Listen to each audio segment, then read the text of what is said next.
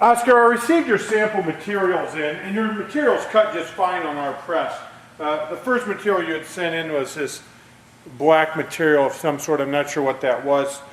This material cut just fine with a steel rule die. A steel rule die is a .937 high die.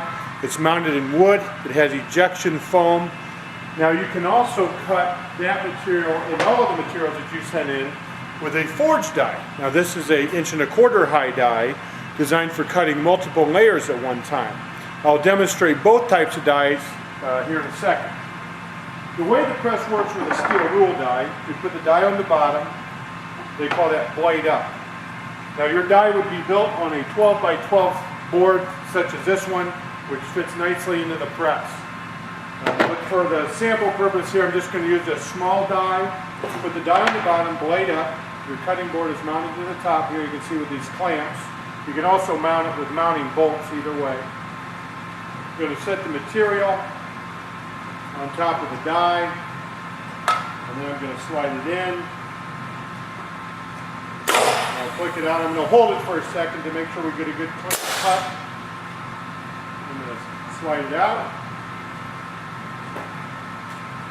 And as you can see, we get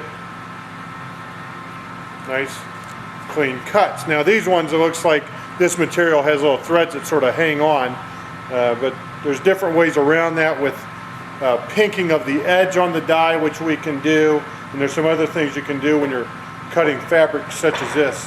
I would assume you wanted both layers cut at one time. This has some sort of one material which is glued or adhered to this top green material. Now the next type of die I'm going to use is a forged die, and I'm going to cut multiple layers at one time with the forged die. Now I don't have a lot of material to work with here, so I'm just going to overlap this material twice. Now due to the fact that this die is a little taller, we're going to use a different cutting board to cut against. So we'll put the cutting board on the bottom. We will put the material on. Now this time we're going to do blade down. So I'll set the forged die on top of the material. And slide that in.